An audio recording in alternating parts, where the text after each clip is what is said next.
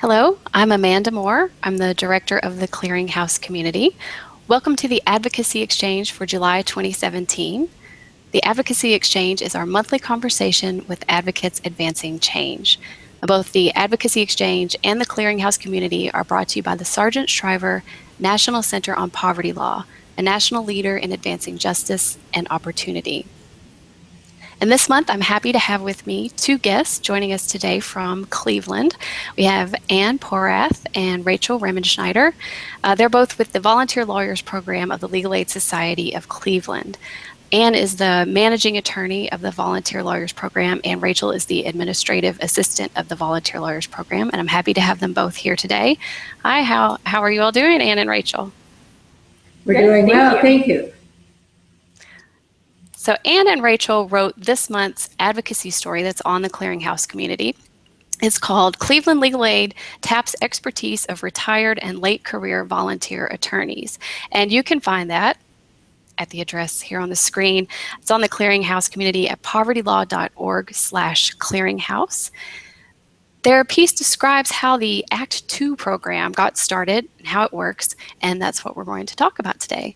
But before we get started with that conversation, I want to tell you how you can be part of the conversation. I know we have a lot of new viewers today who are joining us from the pro bono community, and I'm so happy to have you with us. Ann and Rachel, we were talking beforehand, they are also really interested in hearing from you today. They'd like to hear your ideas and would like you to be part of this conversation. So there are a couple ways that you can do that. Those of you who are watching the live stream on the Shriver Center's YouTube channel, I see a lot of you have already found the live chat box. That's one way you can send us your questions. And you can also let us know you're watching, let us know who you are and where you're watching. So a lot of you have done that, and it's great to hear from you. If live chat is not your thing, you can use old-fashioned email. That's just fine too. My email address is on the screen. It's Amanda Moore, M-O-O-R-E, at povertylaw.org. And you can send me an email with your comment or question as well during the program. So all of you who registered for today's broadcast of the Advocacy Exchange will receive a follow-up email in the next few days. In that email, you'll find a link to the recording of today's program. So if you have colleagues who couldn't make it but would be interested, they can watch it later. You'll also get a link to Ann and Rachel's advocacy story, and there'll be a link to register for next month's Advocacy Exchange. So I want to say hi to some more people. I said hi to some of you before we went live on air. We've got a few more who've joined in. We have Brianna in Austin, Texas. We've got Paige in Chattanooga, Tennessee. And we've got Robin in South Carolina. So it's great to have all of you watching today. So let's jump in and talk about Act 2, this great program at Cleveland Legal Aid that's designed for retired and late career attorneys. So Ann, we'll start with you. Can you just briefly tell us about what Act 2 is, and then we'll get into how it started and how it works. But for now, just kind of tell us briefly what it is. Okay, thank you. Act 2 is a project that grew out of all of our pro bono activities when we knew that we were trying to engage more late career and retired attorneys in doing pro bono work. And we started with the strong structure pro bono program that we do have. And we had conversations with active volunteers who were sort of, like myself, edging towards the end of their career as an active attorney. And so they were saying, well, what's my next step? What can I do after this? How do I make sure that I am still active and I can maximize my experience with helping other people? I also knew, I had done some research, and I knew that there were other successful programs. You know, one of my heroes was Esther Lardent at PBI, and they had a second ACT program, and I had talked with Esther about that in previous years. So I knew that there really was a source of volunteers that could be tapped and tapped successfully. Well, that's great. So Rachel, I'll turn to you now. How do you go about finding the volunteers for Act 2? So the original group of attorneys that we worked with were kind of, as Ann said, a lot of attorneys that had already volunteered with us in the past, and were kind of getting towards retirement, or at least looking forward towards retirement and wondering what they were going to do. And so a lot of those were kind of our original group of Act 2 attorneys. And then from there, we kind of identified some different groups that we wanted to reach out to, which included a pretty large chunk of people who had maybe volunteered with us once or twice, or maybe hadn't volunteered in a couple of years. And so we developed a marketing strategy to reach those people, and also to people who maybe were in our database as donors or were in some other way involved with Cleveland Legal Aid but hadn't volunteered before. So we did some targeted mailings to those people. We had a few kind of outreach events. We did some CLEs specifically for these groups of people. And in those ways, we really kind of grew exponentially just through those kind of targeted approaches towards getting more people involved. That's great. Well, we've had a few more people say hello, so I want to say hi to them. We've had a couple of Californians. We have David in Moran County, and Paul in Fresno, and we had Diane in New Jersey. So coast to coast. All right. Rachel, I want to encourage all of you who are watching to send us your questions and comments as we proceed with the conversation. So Rachel, I'm going to stick with you. So once you found these volunteers through your targeted marketing and recruitment, what do you do with them? Sure. So as Anne mentioned, our Act 2 volunteers are involved kind of across the spectrum of the pro bono opportunities that we have available. So kind of my first responsibility, I suppose, with these people, or my first step with them, is to figure out what it is they want to do, how much time they want to spend doing it, and then try to kind of fit them into an opportunity that will be good for them and also, good for us and benefit our clients. And so we have all of our volunteers fill out our registration page on our website, which has kind of basic information about what their experience is and what kind of cases they're interested in. And also we have a fairly large service area, so we like to figure out where people want to volunteer geographically. And then usually I end up either talking to them on the phone, sometimes I meet with them in person just to try and find what the right fit is. And I think that really is essential to making people kind of invested and also stick around, because we really are trying to figure out what's going to be the best place for them so that they can kind of make it their own and decide how much commitment they want to give, because there really is a broad range from people who have just retired and have no idea what they want to do, and then there's some people who know that they want to travel when they're retired and they don't want to have a weekly commitment. They want to just be able to volunteer when they're available, or they have other places they're volunteering, or they want to spend time with their grandkids, things like that. So it's really about kind of matching it to what they want to do.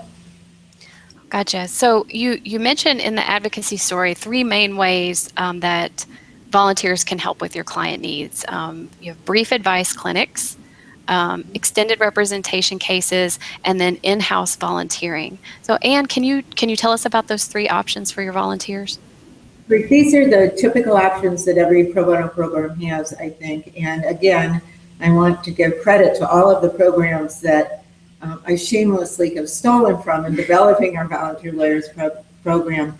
The brief advice clinics are sort of your putting your foot into the water, putting your toe in the water and getting some idea of how it is interacting with clients who need pro bono assistance. And that's the low-lying fruit in the pro bono spectrum that we offer. And those are generally in the neighborhoods, or we have a grant from the public library, so we go into a different branch of the public library. So part of the selling point is there is a brief advice clinic where you live, around the corner. So we're not asking the attorneys to travel far, and we're not asking the attorneys to give us an extended period of time. It fits into a 3-hour slot on a Saturday morning or an early evening. And they can be advice clinics or assisted pro se, but the work of the attorney is done within the context of that time period. That's the way that we get them engaged, and that's the way many of our volunteers are already engaged. And now when they're moving towards late career or they're retired, they have more time to devote to pro bono activities, so we can engage them then a little bit farther up on the spectrum in extended representation, which is your traditional one-on-one case placement with a volunteer attorney. And as long as we have the support for them, and we can talk about this later, how critical that is, but as long as we have the support of malpractice, covering litigation costs, an office that you can come to, some of the more complicated cases that we have difficulty placing, we have found Act Two attorneys are more than willing to do them, and they have the experience to do it. And now Rachel can talk about our in-house opportunities as well. Sure. So volunteers who come with us in-house usually come in to our office in downtown Cleveland 1 or 2 days a week, and they either work with our substantive practice areas with one of our staff attorneys supervising them, or they work in our volunteer lawyers program on a kind of discrete project that they, are kind of in charge of, for lack of a better word, or they have kind of ownership over. And the volunteers who work in our substantive units, like I said, they're supervised directly by a staff attorney, and they do, it kind of depends on the practice group and who they're working with, but typically they do some kind of routine client follow-up if the attorney needs it, or sometimes they work on a small project, or they might take it on a case themselves and handle that within the context of the practice group. And then, like I said, the in-house volunteers that are with the volunteer lawyers program, they work either in our estate planning project, expungement project, or a bankruptcy bypass program that we just kind of got back up and running. And we're kind of adding those, as we go and as we identify needs, and it's an easy way to plug them in where they can, come in and kind of know what they're doing for the day, and they, have some expectation of what's expected of them when they come in, which I think they really appreciate. Yeah, for sure. So we have a few more people to say hi to quickly. I love this. We've got a chatty bunch, so I'm just waiting for the questions to start coming in from everybody. So hi to Kelly and Andrea in Minnesota, Christy in Johnson City, Tennessee, and Hannah in Texas. So we're now in the interior. So Rachel, I want to stick with you. So given those options, how do you integrate the work of the Act Two volunteers with the work of your staff attorneys who are there at Cleveland Legal Aid? Sure. So those volunteers that I was mentioning that are with our substantive groups, they really become a part of the practice group. They go, to the weekly meetings. A lot of them are on our internal committees, like our vulnerable populations committees. And they really, it's whatever the substantive unit is working on, they pull in the volunteer to do, whatever work they are best suited to do. And a lot of them have become sort of experts in a certain area. And so then the staff attorneys know, if I have an eminent domain issue come up, I go and I can, talk to the volunteer about it, and maybe he will, take it on himself, or maybe he will advise me on what I need to do. And there's a few like that where they've really kind of taken over a specific area, and they can kind of act as an in-house expert for our staff attorneys. I think the important thing about this is that the need and the request for an in-house volunteer comes from that practice group. Right. So we don't impose working with an Act Two attorney on a practice group. We get requests for them, and the fit is based on the interest and experience. So they're welcomed by the practice groups. They're not seen as outliers or outsiders. They really have a critical and integral need and role within the practice group, and that's important. So, and what's been the outcome so far, both for the volunteer attorneys as well as for your clients? Great question, because of course, you want to know what the outcome is. So we did 2 specific surveys. First of the staff attorneys. We wanted to know, how is this working? How is the Act Two attorney being integrated, and would you do it again? Is it successful? Do you want another one? And overwhelmingly, those attorneys who had an Act Two attorney and have worked with them said they're reliable, they're experienced, they add value, and we'd love to have another one. So it's been a real positive response in-house from the staff here at Legal Aid, and sometimes that can be a challenge. And then secondly, we surveyed the Act Two attorneys, not only the in-house volunteers, but also those who do the traditional roles, And we also have focus groups. So we try to get feedback from them on how to improve the system. And they have said the support that they're given has been invaluable. They like working on the variety of different issues that come through the door. And they no longer see not knowing poverty law as a barrier because of the integration and the training and the orientation that we do. So someone may be hesitant to volunteer, but with this level of support and training, we take care of those barriers and that hesitation. And yeah, and so, I mean, just to put some numbers to those anecdotes, so far, so the project has been sort of formal for about 20 months. And in that time, we've served 812 clients over 3,900 hours of volunteer work. I mentioned that we have some specific projects, estate planning and expungement, that our volunteers work on, and we've done 170 estate planning documents, and we've served 240 expungement clients. And at the brief advice clinics, we've served 386 clients. So there's been a lot of clients who have benefited from these volunteers so far. And that's one thing about tracking outcomes is, can you have both qualitative and quantitative? So if we can show that, over 600 clients have been helped by our in-house project, and then, 400 have been helped at a clinic. Those are numbers that I think that speak to the success of the project and also speak to potential funders. And so it's really important, and that one thing that we track very carefully is what are the outcomes, not just what are the feelings of the staff attorneys and what are the feelings of the Act 2 volunteers, what are the actual outcomes for the client. Is this project beneficial to our client community? Well, we've had a couple of questions come in. We have one from Hannah in Texas.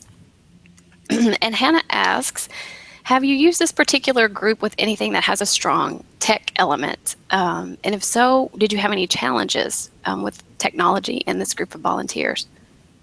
That's a really good question, and that's a question that I get a lot. So I would say that, so to answer your direct question, no, there hasn't been anything really tech intensive that we have had volunteers work on. I think with any of the projects, there's some kind of tech involved with it. I mean, kind of basic computer usage at the very least, and our in-house volunteers have to be able to use our case management system also. And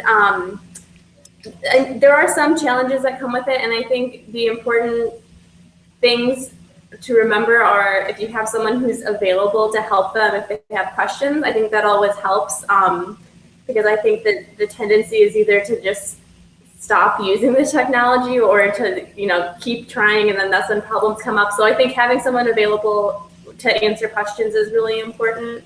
And then with the projects that we've developed for our in-house VLP, we make kind of a concerted effort to have a very discrete, I'm having trouble putting into words, the things that we ask them to do on the computer, it's the same thing every time, right? And we try to make it as easy as possible, and we train them when they come in, and it's like, these are the only things that you are going to have to do on the computer. This is how you do them. If you have questions, come to me. If I'm not here, go to this person. Just so that there's no, you don't want them to be wasting time sitting around and trying to figure out, how do I do this? If there's a question, you want them to be able to go and ask someone and resolve it immediately. Because of course things always come up and there's always problems. But I think, those two things, having someone there and having a very limited number of things that are required are important parts of this. Because it's important to remember, with a late career or retired attorney, unlike legal aid attorneys, they have had legal secretaries, they have had paralegals, they have had that level of support that they really rely on. So they may not even know how to turn the computer on. That's probably an exaggeration, but having that level of tech support, just as I do with Rachel, I rely on Rachel for a lot of the tech problems, but that's been critical in the success in keeping the technology simple, at least in the first 2 years of our project. So hot docs, anybody can use hot docs.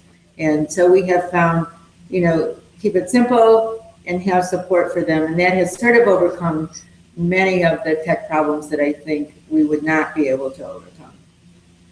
Great, thank you. Thanks for that question, Hannah. So we had a question come in from Julia in Portland, Oregon. Julia asks about family law cases and says that finding pro bono attorneys to take on family law cases has been a challenge for them, and wondered if you have any tips on engaging these attorneys to take these kinds of cases. And she's talking about cases like child custody, parenting time, full representation or limited representation for those clients. Right. Julia's problem is not unlike the problem of every other legal services. I mean, that's always been the number one question at any EJC conference, any conference that you go to, is how do you engage people in doing family law work? Again, we start with the low-lying fruit to get them familiar with the practice in family law, because many of them have no practice at all in that. And so we plug them into our assisted pro se clinics, and then we also try to team them up with an experienced family law practitioner. That doesn't mean that they feel comfortable taking those really complicated custody cases, but is there a way to carve out a system? A good example is child support. There are repeated questions in that area and things that need to be done, filings in that area. Can you develop a packet that addresses that area pretty straightforward that they can pick up and go with it, and you have that support? But again, the complicated custody issues, that's too much. And I think for those, you need an experienced family law attorney. We are working with a recently retired family law attorney to build up that network. So we're using her reputation within the family law community to try to engage more Family Law Act 2 volunteers. I hope it works. I can tell you later if it does. That's right. Well, thank you for the question, Julia. We've had some more questions come in. So Kathleen and Megan are in Indianapolis, and they have a couple of questions. What type of training do you provide when you're onboarding new volunteers? And then how do you appreciate the volunteers? And how often do you do that? Do you have a banquet, a lunch, some sort of type of celebration? So how do you train them? And then how do you basically thank them and show them that they're valued? You take the training? Yeah, I'll take the training, and I'll let Anne handle the thanking part. But so for the training, at our brief advice clinics, at every single one of them, we have a quick orientation at the beginning where we just kind of go through the way the clinic works, and we have forms that everyone has to fill out. And so for those, the training is really minimal. It's about 15 minutes, and part of that too is we go over the resources that we have available. We provide CLEs on a semi-regular basis that for if there's certain extended representation case areas that we're really trying to find more people to help us out on. So we'll kind of pick something that we need help on and then do a CLE and then send out cases afterwards. And then for the in-house volunteers, obviously they get a little more in-depth training and orientation.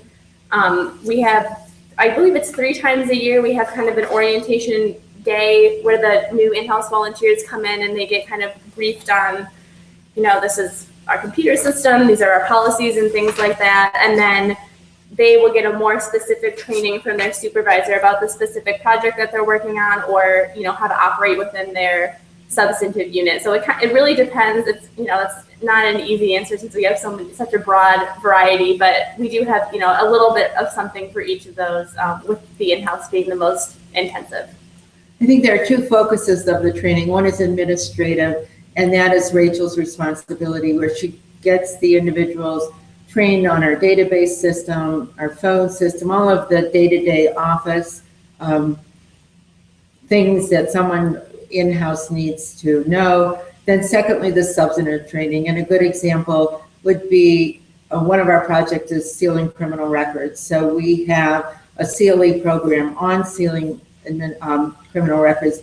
We also always pair up a substantive in-house staff attorney or a pro bono experienced attorney with a project, so that there's that level of who can I call? They know who they can call. So there's always an available staff member or a pro bono attorney that's available to provide additional support. And recognizing them, I think, is really important. Whenever you bring up recognizing someone for what they have done, they say, oh, no, you don't have to recognize me, but actually they love it. And so at our annual meeting, where there are probably 2,000 attorneys from the community that come to our annual meeting, we have pro bono awards. So we award them, different types of recognition awards for what they have done. We have publications where we highlight or spotlight what a volunteer attorney has done. There's Facebook and tweeting, and we work closely with the Bar Association. We have receptions, so we're having a reception in one of the smaller counties and engaging the judiciary to come and recognize the volunteers from that county.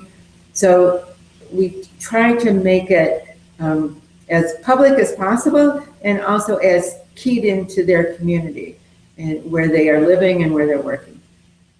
Great. Well, we've had one more question, and we're nearing the end of our time. Shockingly, this has gone by very quickly. But I do want to get to this other question that was submitted. And it's specifically about retired attorneys, I think, as opposed to recently retired or late career, and asking how you can engage them or find them if they no longer have, if they're no longer active on a mailing list or with the Bar Association. Is that a target of yours? And if so, how do you go about reaching out to them? It's a great question, and it's a question that we ourselves are sort of facing right now.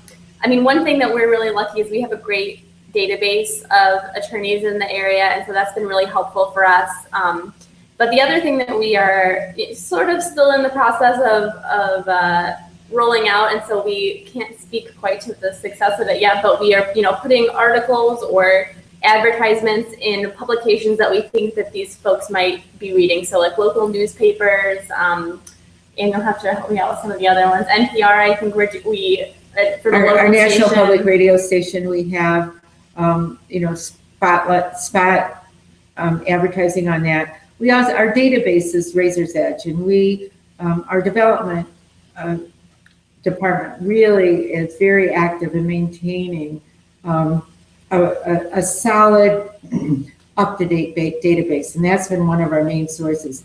The other thing that's important is we have a strong advisory committee of late career attorneys who are well-known in the community, have that reputation, and they know who's who and where they are now. And we have engaged attorneys who have retired and moved to Florida, but used to be volunteers with us or donors with us. And so, again, we rely on our very active and up-to-date database system in Razor's Edge to reach out to as many people as possible.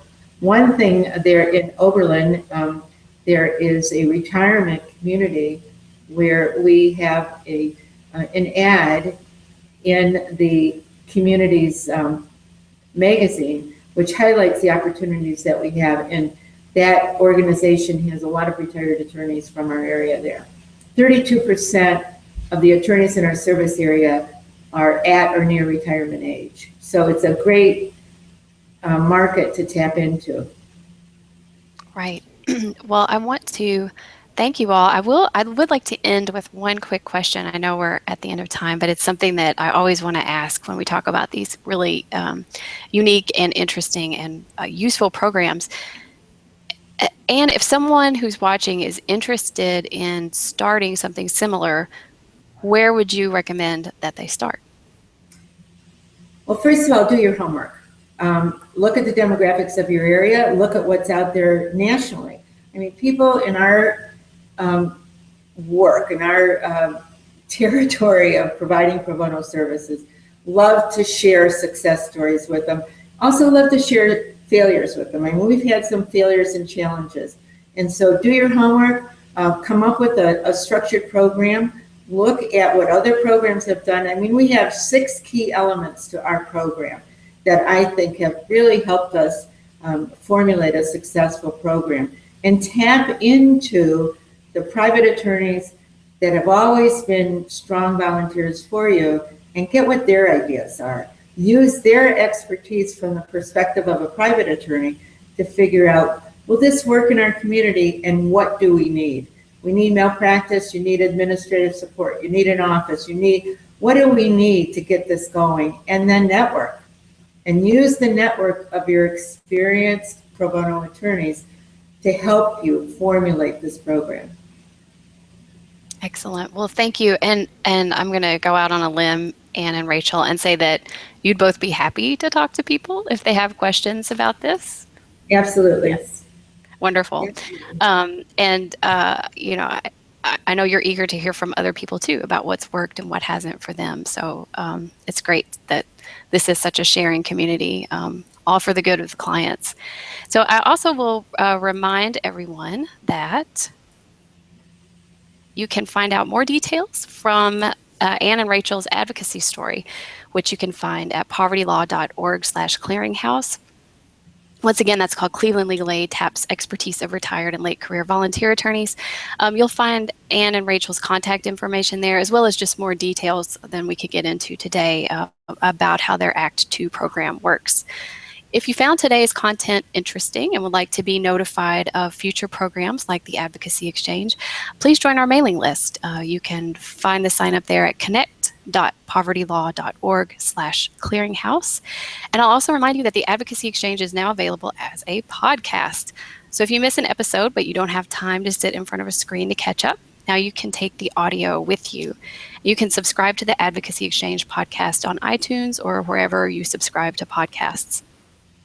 And I'd like to invite you to join us for next month's Advocacy Exchange.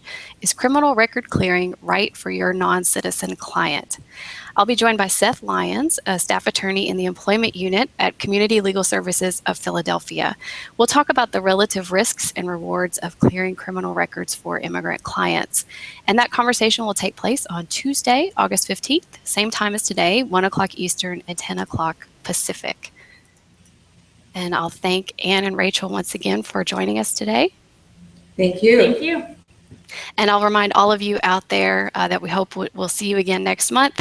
But until then, remember, you're not alone out there. Thank you.